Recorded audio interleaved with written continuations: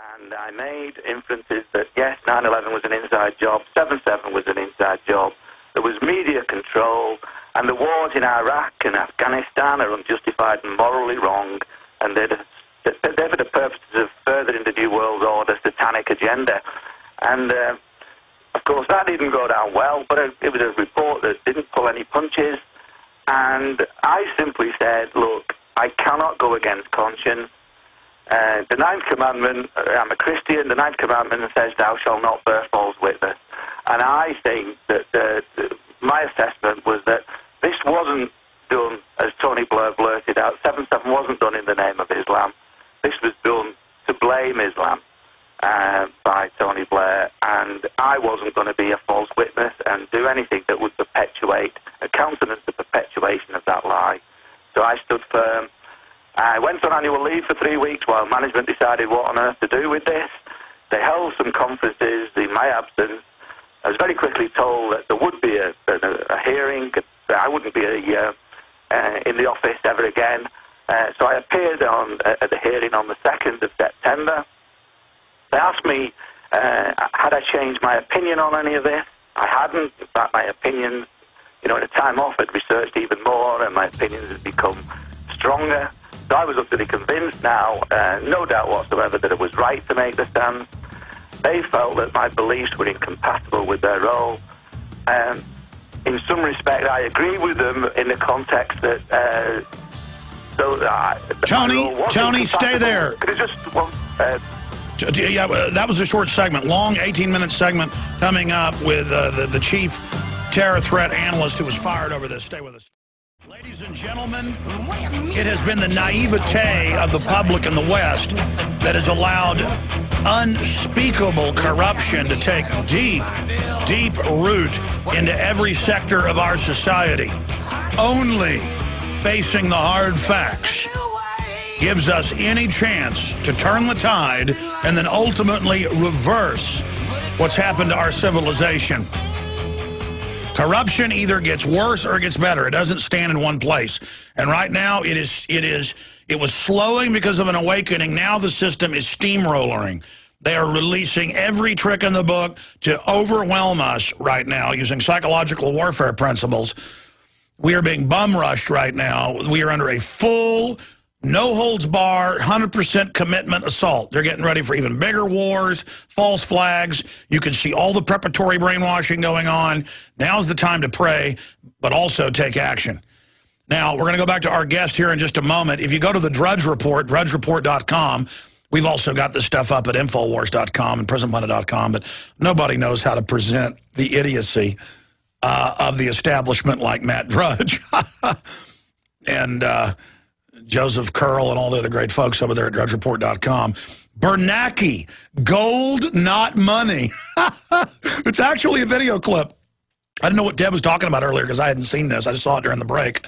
We're going to be playing that next hour, and I got some guests in studio where Ron Paul talks about dollar devaluation and how QE3 is going to cause more inflation, and Bernanke says there's no inflation. It's like saying the sky isn't blue or the sun doesn't come up in the morning. And Bernanke goes on and tells Paul, gold is not money. Federal Reserve notes are money. And then if you scroll down on Drudge, he's got Bernanke announcing that they may launch QE3, which is Weimar Republic-style inflation. Meanwhile, the depression's so bad, there's copper thieves running around robbing. Crime is exploding, but the government says everything is wonderful. We're going back to our valiant guest to break down his view of 9/11 and 7/7 from a criminologist and statistician's expert of view and what evidence showed him that these were blaring inside jobs. Gee, I think the hijackers trained at U.S. bases admitted, but nobody investigates that. I think that might be a little place to start, but we're going to talk to him here in just a moment. Tony Farrell served as the Yorkshire Police 12 years as their chief intelligence analyst for future terror threats. He has, 3 degrees in criminology and statistics. And the point here is that he was following this big report on future threats and said, well, there does show there's some Muslim terrorists, but the big threat is government-sponsored. Here's my evidence. They said, we don't want to see that. It's not compatible with our narrative. So I mean, you hire analysts to give you what the threat is, And even upon the threat of being fired, they say, "You want to change your mind?" And he said, "No, I do not, renounce my Christianity." So they said, "Well, we're going to politically burn you at the stake," and fired him. You'd gotten up to that point. Continue, sir, and what's happened since, why you're now going public, and then let's break down 7/7 and 9/11 from your expert perspective.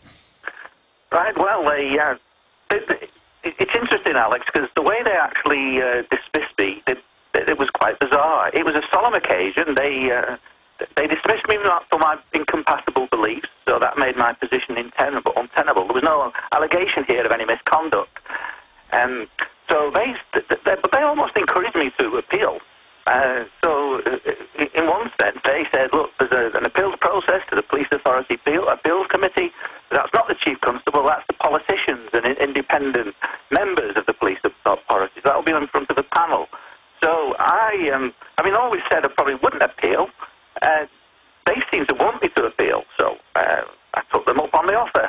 I appealed, but it did me no good because they still dismissed me on the 26th of November, which left me 4 days to get this into an employment tribunal.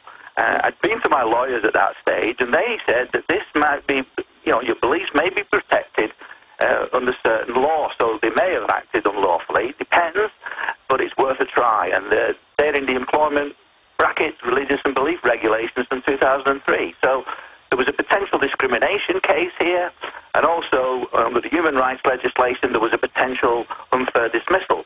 So I put it into an employment tribunal situation, and that's ongoing at the moment. It's quite interesting. We've had a pre-hearing review to discuss whether it is a discrimination case. At that pre-hearing review a couple of months ago, the decision was that my beliefs were not protected. But there isn't a grounds for appeal.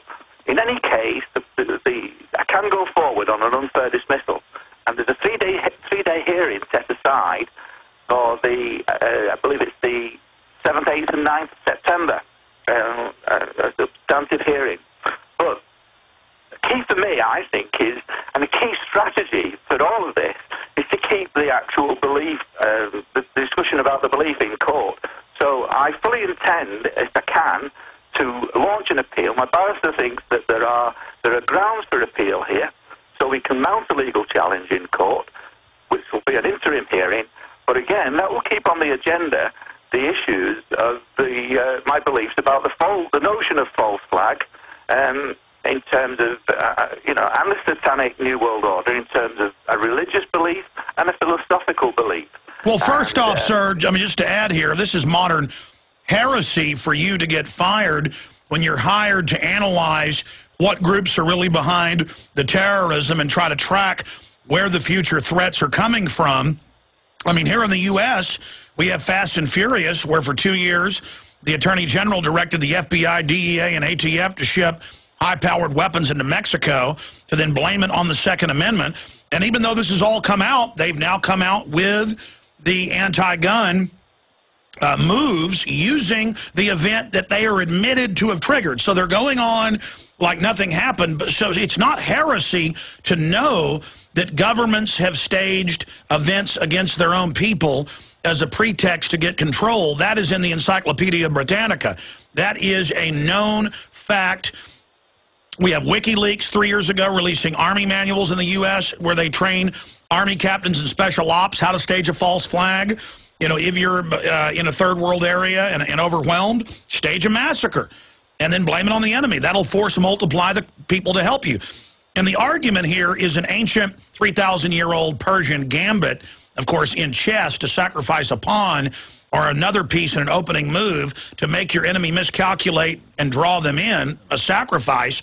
That's why the military does this, because they say, well, if we send in 100 troops, that'll draw the enemy out. The 100 troops will be killed, but then we'll see the enemy's strength.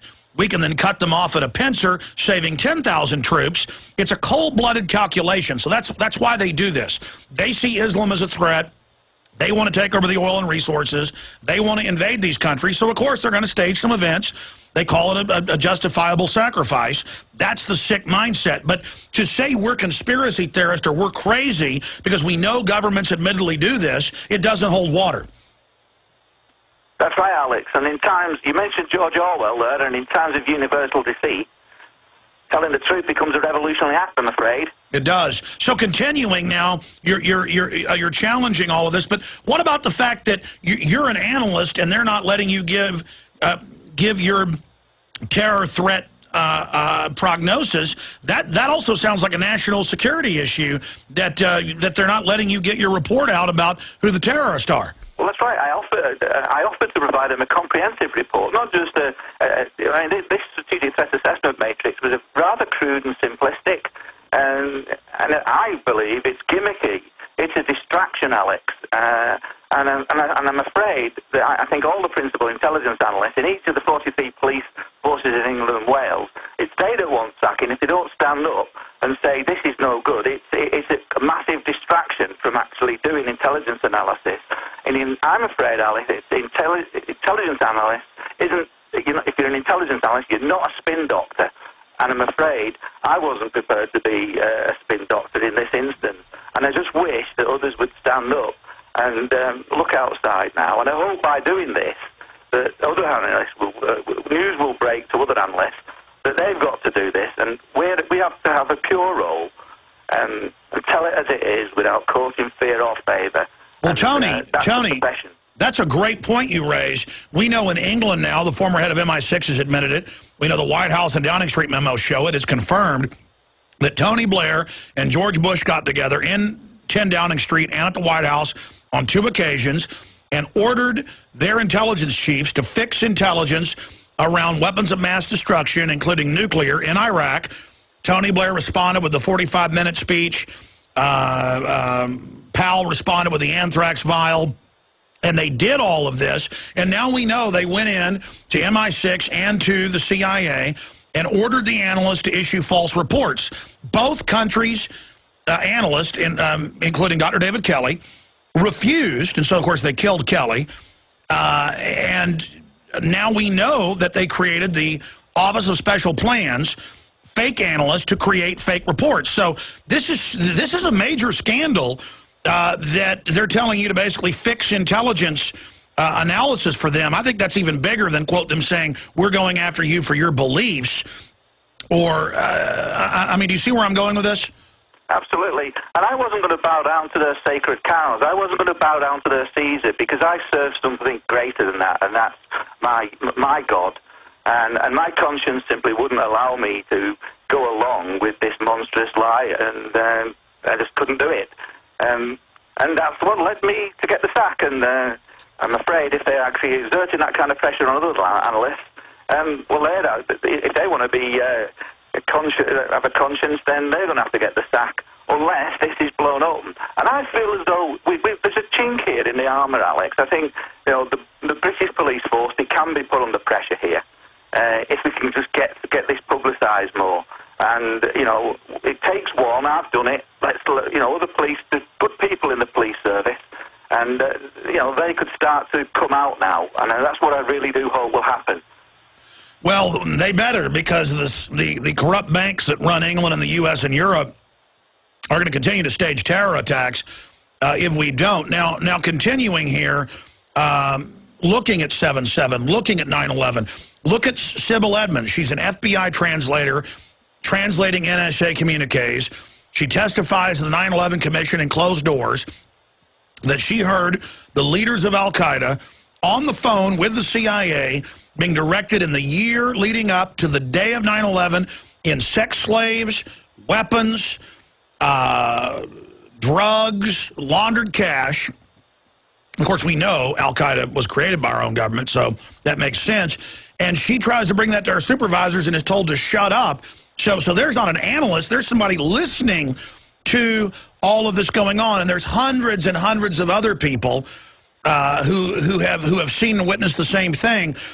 Let's look at 7/7 first. Of course, the 7/7 bombings in London, for those that don't remember, used to sell the Iraq war and more. Break down the big blaring issues with that, sir.